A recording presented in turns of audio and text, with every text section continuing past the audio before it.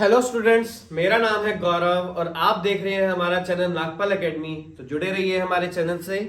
आज मैं एक टॉपिक लेके आया हूं जिसका नाम है Cauchy's test for first kind in improper integral. तो ये इम्प्रॉपर इंटीग्रल का कॉचीज टेस्ट है फॉर फर्स्ट काइंड। तो Cauchy's test for first kind in improper integral क्या कहता है?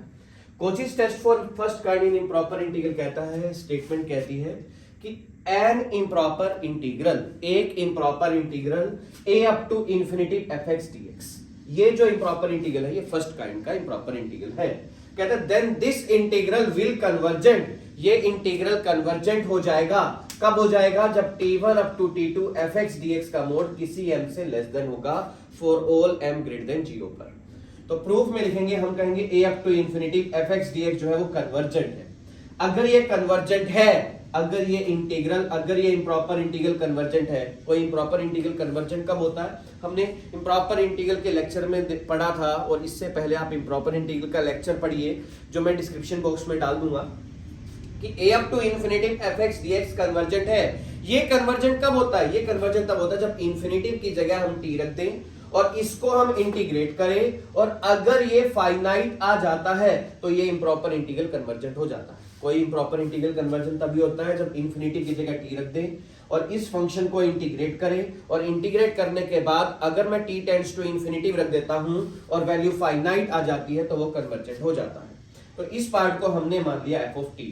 तो हम कहेंगे बाय कोचीज कार्टेशियन टेस्ट से कोई f ऑफ t कन्वर्जेंट हो जाता है। कब हो जाता है? जब f of t1 minus f of t2 का मोड किसी m से लेस देन हो। याद रखना पड़ेगा, ये कोचीज कार्टेशियन टेस्ट है। ये कोचीज कार्टेशियन टेस्ट कहां से आया? ये आया सीक्वेंस से।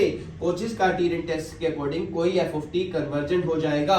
कब हो जाएगा? जब f of t1 minus f of t2 का मोड किसी m से लेस देन हो। तो हमने क्या करना है, एक बार t की जगह यहां पर t1 रख देना है, एक बार t की जगह यहां पर t2 रख देना है।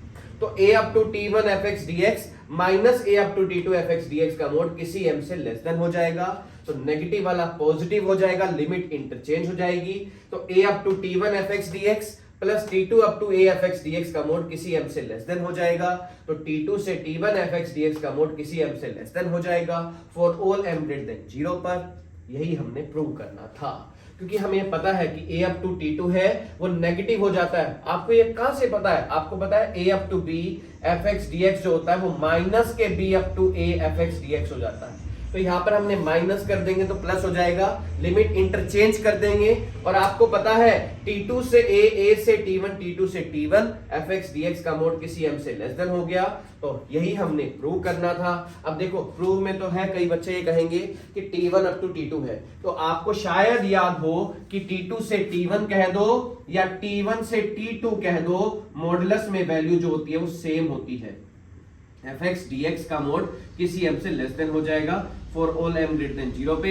हेंस प्रूव्ड हो गया, क्योंकि आपको पता है मॉडुलस है, तो मॉडुलस का मतलब है कि a up to b fx dx का मॉडुलस इक्वल होता है b up to a fx dx के मॉडुलस से। तो ये टेस्ट है, ये कौन सा टेस्ट है?